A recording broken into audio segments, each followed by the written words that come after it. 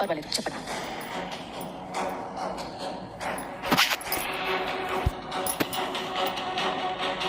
మనం దీపా జోష్నల్లా కాకుండా, CEO అసిస్టెంట్లా కాకుండా, కాసేపు ఇద్దరు ఆడవాళ్ళలాగా తోడుపుట్టిన వాళ్ళ మాట్లాడుకున్నామా? అంత అవసరం ఏమొచ్చింది?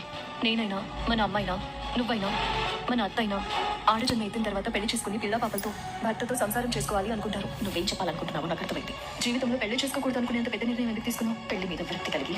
అబద్ధం, కొన్ని నిజమేంటో చెప్పు. నీది విరక్తి కాదు, కోపం, బాధ. బాధ? అవును, బాధే. దానికి కారణం కూడా నాకు తెలుసు. ఏంటది? తిరస్కారం. తిరస్కారమా?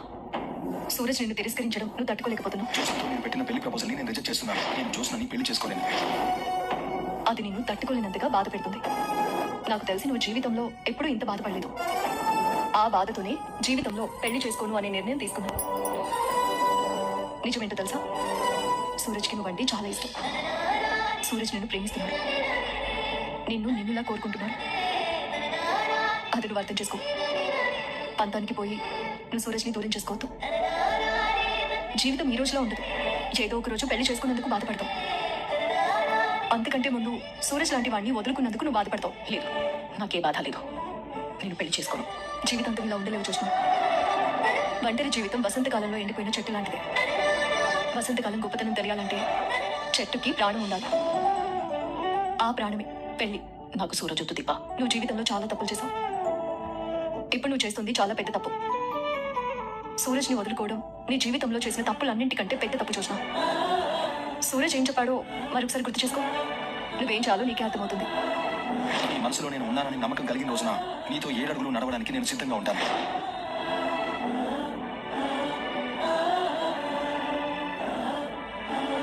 తీసుకో, నాకు అవసరం లేదు. నీకు తెలియకుండానే నీ కళ్ళు ఏడుస్తున్నాయి. వదిలేస్తే కళ్ళ నుండి కన్నీళ్లు జారిపోతాయి. తుడుచుకో.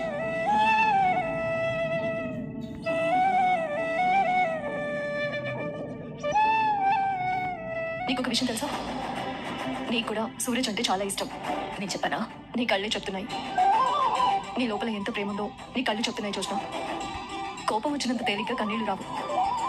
ఒకరిని తలుచుకోగానే కోపం వచ్చిందంటే అతనంటే మనకి చిరాకు అని అర్థం. ఒకరిని తలుచుకోగానే మనకి కన్నీళ్ళు వస్తున్నాయంటే వాళ్ళంటే మనకి ప్రేమ అని అర్థం. నువ్వు మాటల్లో చెప్పలేకపోయినా నీ గుండెల్లో ఉన్న ప్రేమ నీ కన్నీళ్ళ రూపంలో కనిపిస్తుంది. ఆలోచించుకో చూసినా. సూరజ్ని వదులుకోకు. సూరజ్ నీకు సరైన భర్త. మిగతా విషయాలన్నీ పక్కన పెట్టి ప్రశాంతంగా ఆలోచించు. ఏం CEO గారు, డిఏ గారిని కూర్చోబెట్టి ఏం చెప్తున్నారు?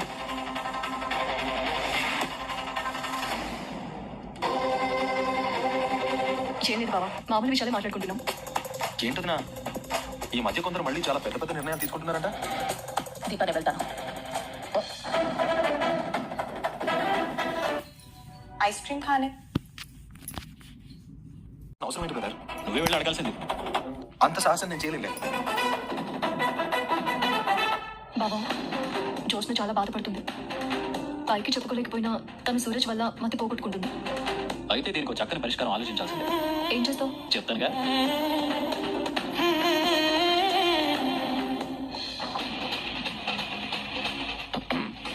నీతో మాట్లాడాలి.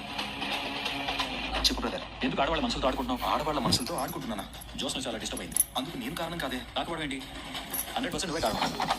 పెళ్లి అని కలవరించే మనిషి జీవితంలో పెళ్లి వద్దనే నిర్ణయం తీసుకుందంటే దాని కారణం నువ్వే. నేనా? నువ్వే. ఇంట్లో అందరి ముందు నువ్వు పెళ్లి పోకే చెప్పుంటే తను ఇలా ఉండేది కాదు. ఇలాంటి నిర్ణయాలు తీసుకునేది కాదు. అది కాదు బ్రదర్. నువ్వు చాలా పెద్ద తప్పు చేసావు. వెంటనే సరిదిద్దుకో. చూస్తుంటే ఇదంతా పగతోనే చేసినట్టుంది. బ్రదర్, జోస్న గురించి నీకు ఎవరో చెప్పుంటే నువ్వు తను బాధపడేలా మాట్లాడటంలో అర్థం ఉంది. నీకు అన్నీ తెలుసు కదా. అయితే నేను ఒక ప్రశ్న అడుగుతాను, సమాధానం చెప్పు బ్రదర్. నాకు ఎన్ని ప్రశ్నలు అడుగు, కానీ జోస్న మాత్రం బాధపడు. ముందు అడిగి దానికి సమాధానం చెప్పు. అడుగు. నీకు దీప గారికి పెళ్ళైంది కదా, జోస్న మనసులోంచి నేను తీసేయగలిగిందా? లేదు. సరే, పెళ్ళైన తర్వాత నీ జీవితం మీద నువ్వు బ్రతుకుతుంటే జోస్న నువ్వే కావాలి అని నీ వెంట తిరుగుతుంటే నీకెలా ఉంటుంది? చాలా చిరాగ్గా ఉంటుంది. వేరే మనిషిని మనసులో పెట్టుకున్న అమ్మాయిని పెళ్లి చేసుకోవడం నాకు అలాగే ఉంటుంది బ్రదర్. జోస్న మనసులో నువ్వే ఉన్నావు. నేను జోస్న తన మనసులో నుంచి తీయలేదు, నేను మర్చిపోలేదు. వేరొకరిని పెళ్లి చేసుకోలేదు. ఇవన్నీ ఇంట్లో వాళ్ళకి చెప్పలేదు. అందుకే ఏం చేయాలో తెలియక జీవితంలో పెళ్లి చేసుకోను అని నిర్ణయం తీసుకుంది. ఇదంతా జోస్న ఆడుతున్న నాటకం బ్రదర్. సూరజ్!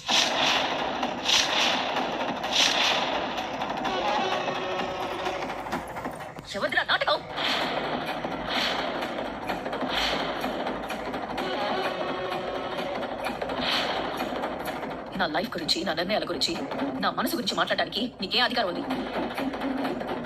నేను నాటకాలు ఆడుతున్నానా? ఎలా తెలుసురా నీకు నేను నాటకాలు ఆడుతున్నానని? ఎవరైనా చెప్పారా? జ్యోత్స్న, నువ్వు ఆగు బావా.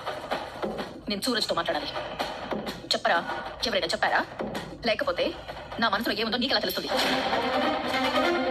ఏదైనా ఉంటే నాతో మాట్లాడు. ఏదైనా చెప్పాలనుకుంటే ధైర్యంగా నాతో చెప్పు.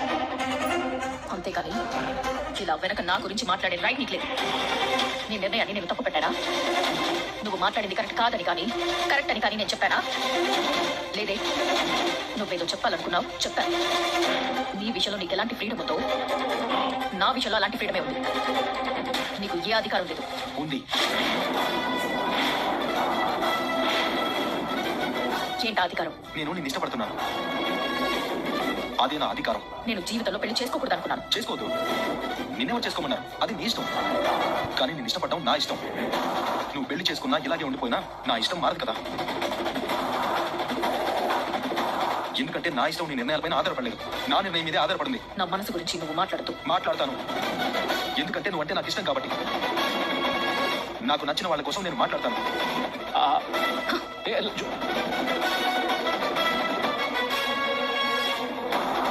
ಮೊದಲೆಲ್ಲ ಐಸ್ ಕ್ರೀಮ್ ತಿನ್ನುವಾಗ ఏంటి వాళ్ళిద్దరు కొట్టుకుంటున్నారు. ఎవరు? ఇంకెవరు? జ్యోత్స్న, సూరజ్. మళ్ళీ ఏమైంది? ఎందుకు సూరజ్ జ్యోత్స్నతో ఆడుకుంటున్నావు అని అడిగితే జ్యోత్స్న మనసులో ఉన్నావు, నేను తీసేలేక ఈ నాటకాలు అని సూరజ్ అంటాడు. అది విన్న జ్యోత్స్న సూరజ్ని కొట్టబోయి ఆగి, నా మనసు గురించి మాట్లాడే రైట్ నీకు లేదు అంటుంది. రైట్ ఉంది, ఎందుకంటే నువ్వు అంటే నాకు ఇష్టం అని సూరజ్ అంటాడు. నాకేం అర్థం కావట్లేదు. వీళ్ళు ఎలా ఉన్నారంటే సూరజ్ జ్యోత్స్నతో పెళ్లి రిజెక్ట్ చేశాడు, కానీ జ్యోత్స్నను వదలలేదు.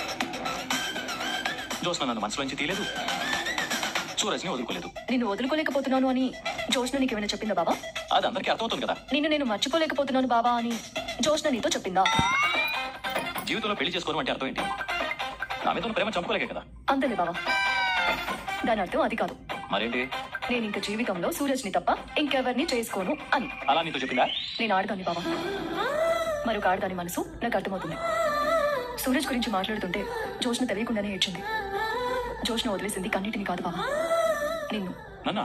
అవును బాబా, జోష్న మనసులో ఇప్పుడు నువ్వు లేవు. నేను లేకపోవడం ఏంటి? సూరజ్ చెప్పాడు దీపా. సూరజ్ చెప్పడం కాదు, నేను చెప్తున్నాను. జోష్న నిన్ను మనసులో నుంచి తుడిచేసింది. అది ఎలా జరుగుతుంది? జరిగింది. అబద్ధం. ఓకే, సూరజ్తో కానీ నీతో కానీ మా అమ్మతో కానీ నేను బావనే పెళ్లి చేసుకుంటాను అని చెప్పిందా? చెప్పలేదు. తను ఎవ్వరితో చెప్పకపోయినా నాతో చెప్పింది. నేను తన మనసు గురించి మాట్లాడుతున్నప్పుడు మౌనంగా ఏడ్చింది, కానీ లేదు దీపా, నా మనసులో ఇంకా బావే ఉన్నాడు అని అనలేదు. అనలేదు అంటే నువ్వు లేనట్టే. లేనట్టు అంటే నేను మనసులో నుంచి తీసేసినట్టే. తీసేసిందా? తీసేలేదు, గెంటేసింది. గెంటేసిందా? అవును బాబా, కన్నీళ్ల రూపంలో జోష్న నిన్ను మనసులో నుంచి గెంటేసింది. నిజమా? మనసులో ఉన్న మనిషిని మర్చిపోవడం అంత తేలిక దీపా? జోష్న నిన్ను మనసులో నుంచి గెంటేసినందుకు నువ్వు బాగా నిరుత్సాహపడుతున్నట్టున్నావు. నిరుత్సాహమా? అదే బాధ, నీరసం అన్ని కలిసొచ్చే ఒక రకమైన బాధ బావా. అలాంటి తెలియదు దీపా. ఇన్నేళ్ల ప్రేమ ఎలా అంత సడన్ గా మర్చిపోయిందా అని. జోష్నలో మార్పు మొదలైంది బావా. మార్పు మొదలైన విషయం జోష్న కూడా తెలియదు. ఒకవేళ జోష్న ఈ నిర్ణయం మనస్ఫూర్తిగా తీసుకుని ఉంటే ఆఫీస్కి వచ్చేదే కాదు. అంటే జ్యోత్స్న సూరజ్ని చూడడానికి ఆఫీస్కి వస్తుంది. సూరజ్ కూడా జోష్ని చూడడానికి ఆఫీస్కి వస్తున్నాడు. వాళ్ళిద్దరూ ప్రేమలో ఉన్నారు బావా.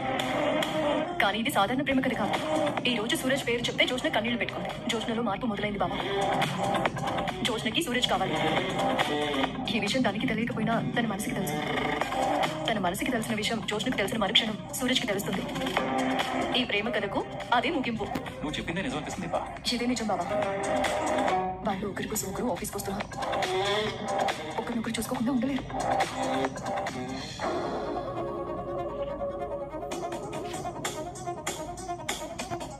జోష్నతో మీరు పెట్టిన పెళ్లి ప్రపోజల్ని నేను రిజెక్ట్ చేస్తున్నాను. నేను జోష్నని పెళ్లి చేసుకోలేను. నాకు ఈ పెళ్ళి వద్దు. అసలు నాకు జీవితంలో పెళ్ళి వద్దు.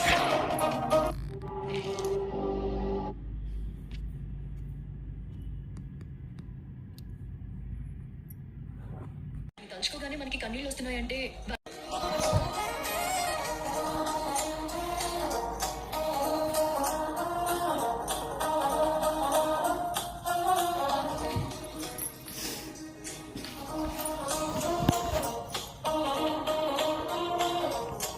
సూరజ్ హలో మిస్టర్ సూరజ్, నేను ఇక్కడ ఉంటే అక్కడే ఉంది చూడడానికి. ఇక్కడే ఉంది చూడడానికి. నేనున్నాను. నేను నిన్నెందుకు చూడాలి? అదే నేను అడుగుతున్నాను, నువ్వు నన్ను ఎందుకు చూస్తున్నావు? నువ్వు పిలిచావు కాబట్టి నీ వైపు చూస్తున్నాను. లేదంటే నీ వైపు ఎందుకు చూస్తాను? మరి నీ దగ్గరికి ఎందుకు వచ్చాను అనుకున్నావు? అది నీకే తెలియాలి. నేను అక్కడ కూర్చుని ఉంటే నువ్వు నన్ను చూస్తున్నావు. ఇప్పుడు కూడా నేను అక్కడే చూస్తున్నాను. కానీ నువ్వు అక్కడ లేవు కదా. నేను ఇక్కడికి వస్తే అక్కడ ఎందుకుంటాను? నువ్వు ఇక్కడికి వచ్చినా నేను అక్కడ చూస్తున్నాను అంటే నిన్ను చూస్తున్నట్టు కాదు కదా. మరి అక్కడేం చూస్తున్నావు? శూన్యం. శూన్యమా? ఎస్, శూన్యమే. శూన్యం చూడటం ఏంటి? నేను ఏదైనా లోతుగా ఆలోచిస్తుంటే అలా శూన్యంలోకి చూస్తాను. అక్కడ నేనున్నాను. అది నీ తప్పు. నువ్వు నా వైపు చూడకు. నేను శూన్యంలోకి చూస్తూ ఆలోచిస్తున్నాను. అక్కడ నువ్వు ఉన్నా లేకపోయినా నా చూపు అటే ఉన్నప్పుడు అది నీ కోసం అని ఎలా అనుకుంటావు? అయితే ఏం ఆలోచిస్తున్నావు చెప్పు. నాకు తెలియదు. నీకు తెలియకుండానే ఆలోచిస్తున్నావా? నేను ఒక విషయం గురించి ఆలోచిస్తూ రెండో విషయంలోకి వెళ్ళిపోయాను. మొదటిది ఏంటిది?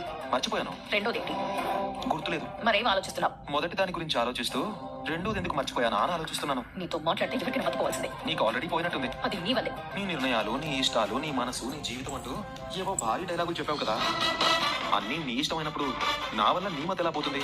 నీ మతి కూడా నీ ఇష్టం వల్లే పోవాలి కదా. నీతో మాట్లాడితే కన్ఫ్యూజ్ చేస్తావు. నువ్వు కన్ఫ్యూజ్ అవుతున్నావు అంటే నీ మీద నీకు క్లారిటీ లేనట్టే. నా మీద నాకు క్లారిటీ లేకపోవడం ఏంటి? అయితే నమ్మకం లేనట్టే. నమ్మకం లేకపోవడం ఏంట్రా? క్లారిటీ ఉండి నమ్మకం ఉంటే నాతో ఎందుకు గొడవ పడతావు? వెళ్ళి ప్రశాంతంగా కూర్చుని వర్క్ చేసుకోండి మేడం. నువ్వు నన్ను చూస్తున్నావురా? నేను నిన్ను చూడట్లేదు. నేను ఎప్పుడూ చూసే చోటే చూస్తున్నాను. కానీ ఈ రోజు ఆ ప్లేస్ లో నువ్వు కూర్చున్నావు. నువ్వు చూస్తున్న ప్లేస్ నాదిరా. ఆ ప్లేస్ నాదే, ఈ ప్లేస్ నాదే అని అనకూడదు చూసినా. మనం ఆఫీస్ కి వర్క్ చేసుకోవడానికి వచ్చాము. వర్క్ చేసుకుని వెళ్ళిపోవాలి. నువ్వు నన్ను అలా చూస్తూ ఉంటే ఎలా వర్క్ చేసుకోవాలి? నా అలాగే. నీకేం ఇబ్బంది లేదు. ఇబ్బంది అంతా నాకే. నేను మిమ్మల్ని చూస్తున్నాను అని మీరు నన్ను చూస్తేనే కదా తెలిసేది. అవునా? మరప్పుడు మీరెందుకు నన్ను చూడటం? నువ్వు నన్ను చూస్తున్నావు కాబట్టి. నేను నిన్ను చూస్తే నువ్వు నన్ను చూస్తావా? నేను నిన్ను చూస్తే నువ్వు నన్ను చూడవా? చూడు, చూస్తానో లేదో నన్ను చూడనప్పుడు నేను నిన్ను చూడడం నీకు తెలియదు కదా. నీతో వాదించడం కంటే పోయి వర్క్ చేసుకోవడం బెటర్. All the best. అవసరం లేదు. నీకు చెప్పలేదు, నాకే చెప్తున్నాను. నేను కూడా నీకు చెప్పలేదు. ఓకే. ఓకే.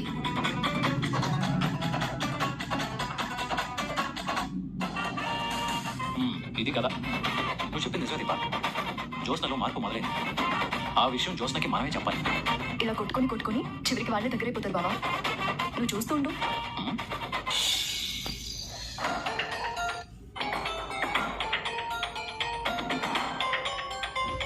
Hello madam. ఏంటి లగేజ్ తీసుకుని బయలుదేరారు? ఎక్కడికి? ఎక్కడికైతే నీకెందుకు? అంటే మీరు ఈ మధ్య సంచలనాత్మకమైన నిర్ణయాలు తీసుకుంటున్నారు కదా. చూస్తుంటే మరో సంచలనాత్మకమైన అలాగే చారిత్రాత్మకమైన నిర్ణయాలు తీసుకుంటున్నారేమో అనిపించింది. ఏంటది? ఏముంది, ఆఫీస్ లో నా మొహం చూడడం ఇష్టం లేక నువ్వు లగేజ్ సర్దుకుని ఏ అమెరికాకో వెళ్ళిపోతున్నావు అంతేనా? నా గెస్ కరెక్ట్ అయితే నువ్వు ఎయిర్పోర్ట్కే వెళ్ళాలి. డ్రాప్ చేయమంటావా? నాకు ఎక్కడికి పోవాల్సిన అవసరం లేదు. మరెందుకు ఈ టైంలో బ్యాగేసుకుని బయలుదేరావు? పనుంది. ఏంటది? నీతో చెప్పాలా? ఎవరికి చెప్పకుండా ఎక్కడికి పోతావు? ఎవరికి చెప్పలేదు.